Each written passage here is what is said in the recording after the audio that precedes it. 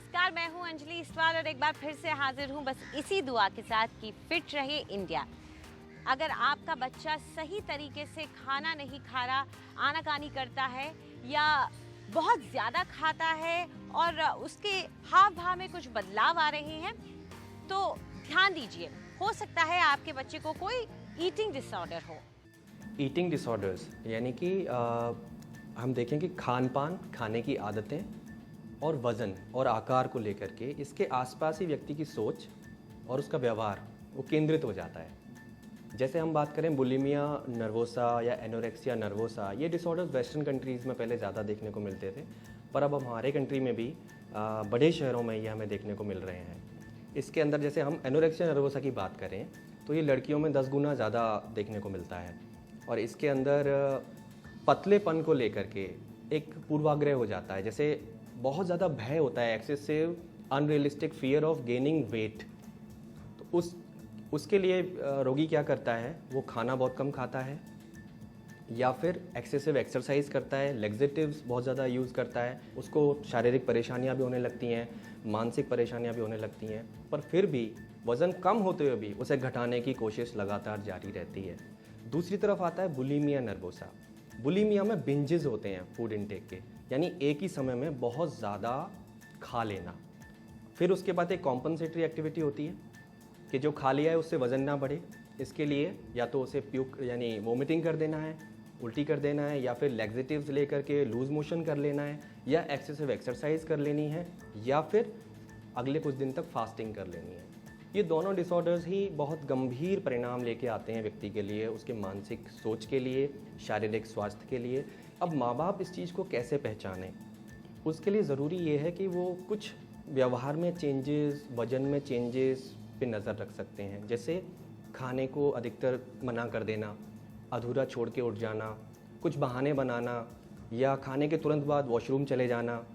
तो ये सभी लक्षण अगर आपको दिख रहे हैं तो शायद ये ईटिंग डिसऑर्डर की शुरुआत हो सकती है।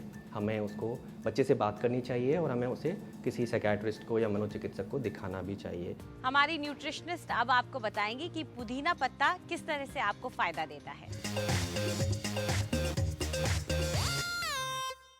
पुदीना एक बहुत ही अच्छा हर्ब है। इसका आप जूस, जैसे क्यूकम्बर पुदीने का जूस बना के आप लेते हैं तो वो जो फ्रेशनेस आती है, इससे आपके ब्रेन के नर्व स्टिम्युलेट होते हैं, जो कि आपके ब्रेन फंक्शनिंग में मदद करता है। पुदीने में बहुत ही ज़्यादा एंटीबैक्टीरियल गुण होते हैं, तो कोई भी कारण से आपके इन्फेक्शंस होती हों या पेट की प्रॉब्लम होती हो, आप पुदीने का सेवन करने से काफ़ी रिफ्रेशिंग और काफ़ी आराम मिलता है। इसमें नेचुरल फाइटोन्यूट्रिएंट्स इतने ज़्यादा हैं कि ये आपको काफ़ी डिजीज़ेस से लड़ने की शक्ति देता है। पुदीने में एंटी इन्फ्लेमेटरी प्रॉपर्टीज़ भी बहुत ज़्यादा है, तो जिनकी बॉडीज़ में एक्स एंड पेन्स जैसे मसल पेन्स भी होते हैं, पुदीना और ज़ीरा को 1 कप पानी में बॉईल करके उसका सेवन लेने से काफ़ी आराम देखा गया है।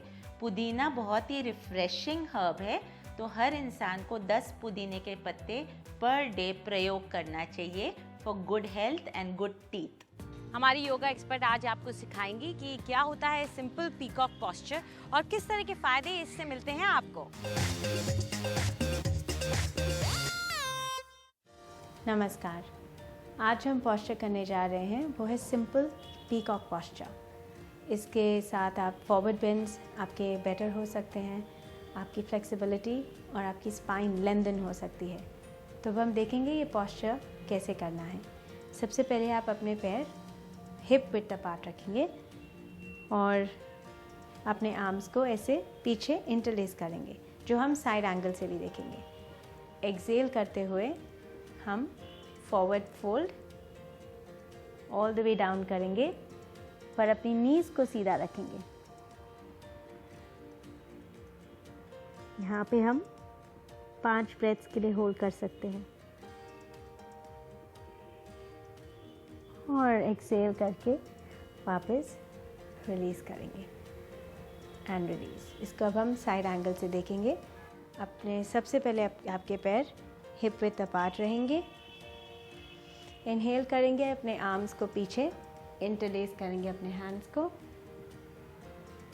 और अब एक्सेल करते हुए बॉडी को फॉरवर्ड बेंड में लाएंगे, नीज़ को सीधा रखेंगे और कोशिश करके अपना फोरहेड जितना पास ला सके नीज़ के लेके आए। 5 ब्रेथ्स के बाद एक्सेल करते हुए रिलीज। आज के लिए इतना ही। नमस्कार। और अब वक्त है आज की ब्यूटी टिप्स का।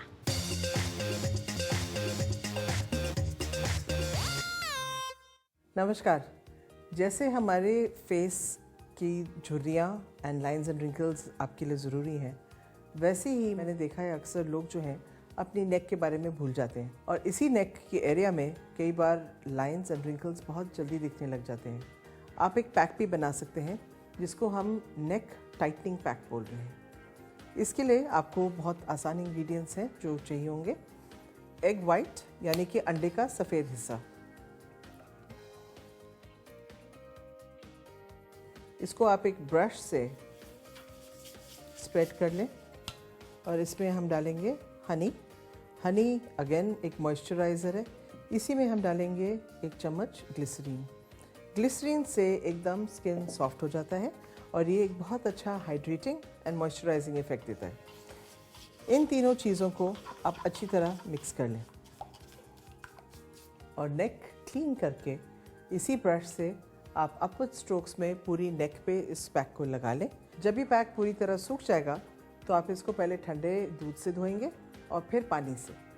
इसको आप पैट ड्राई करें और हफ्ते में कम से कम 2 बार इसको ज़रूर इस्तेमाल करें। और आज जानिए हमारी मेकअप एक्सपर्ट से कि किस तरह से आप इस्तेमाल कर सकते हैं ड्राई लिपस्टिक।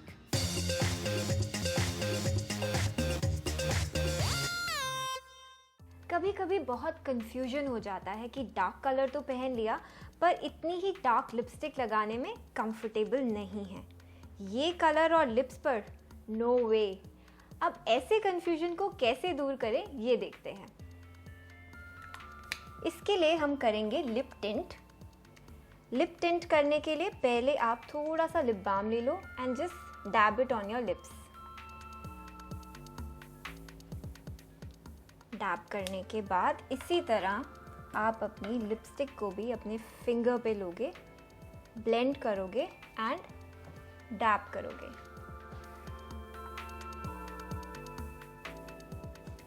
धीरे धीरे जितना इंटेंसिटी आप कलर का बढ़ाना चाहते हो उतना ही डैब करते जाओ। I am comfortable with this much tint. अगर आपको भी अपना कंफर्टेबल टिंट मिल गया हो then you can stop and just to neaten it up आप एक लिप लाइनर से थोड़ी सी आउटलाइन ड्रॉ कर सकते हो।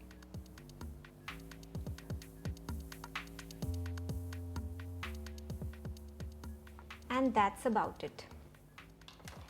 अब ना तो हमें डार्क लिपस्टिक लगानी पड़ी और उसकी टोन भी मिल गई, है ना ये एक इंटरेस्टिंग टिप।